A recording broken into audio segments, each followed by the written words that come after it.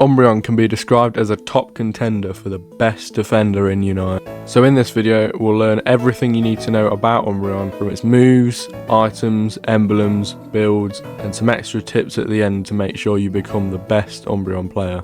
Starting off this guide, we'll summarise what each move does as Umbreon levels up, starting with the boosted attack, which does extra damage and heals Umbreon every third attack. This links together with Swift, that leaves a mark above the target that signals when Eevee attacks this Pokemon, the next attack will be boosted, along with Eevee getting a speed boost when near this target. Fake Tears is a good secure move that also lowers defensive stats of the enemy Pokemon, along with a 12% shield for Eevee. When Eevee evolves, it has the option of Mean Look, an attack that traps the enemy and gives Umbreon infinite boosted attacks while in this circle, and Foul Play, a dash that slows the target on the first hit, then does damage based on the enemy's attack stat on the second hit, also stunning them. At level 6, Umbreon gets Wish, a move that grants damage reduction to Umbreon or an ally, then a health boost after a duration of time, or Snarl, a spread attack that reduces the enemy's attack stats and grants a shield to Umbreon.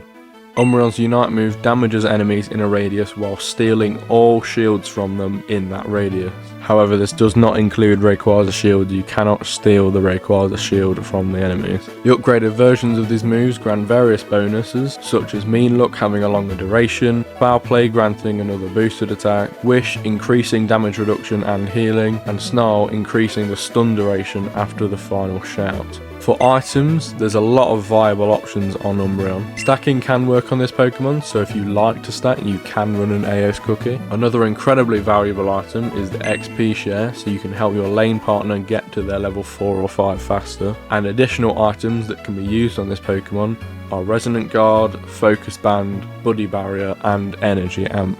For emblems, classic 6 brown, 6 white should do just fine here, prioritising HP for the most on this emblem build.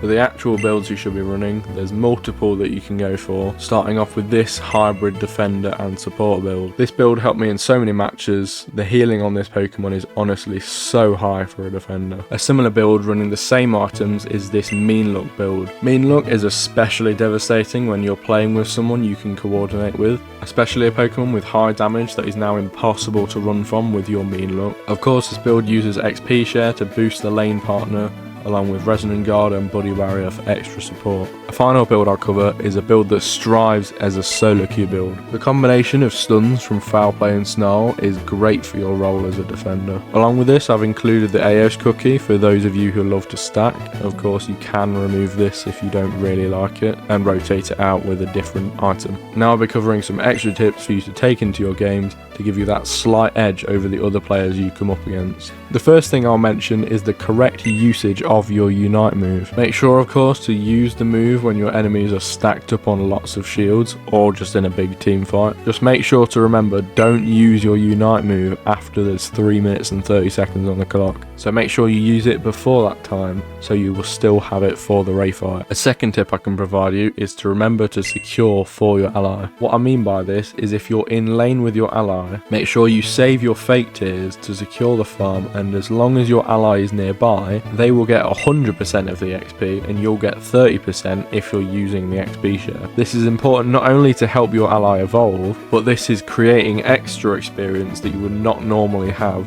to give your team the level advantage. Another tip I can give you is to subscribe to this channel. If you enjoy this video, I have a lot more on this channel. I have a lot more on my channel similar to this, and a lot more coming in the future. So if you would make sure, it would be greatly appreciated.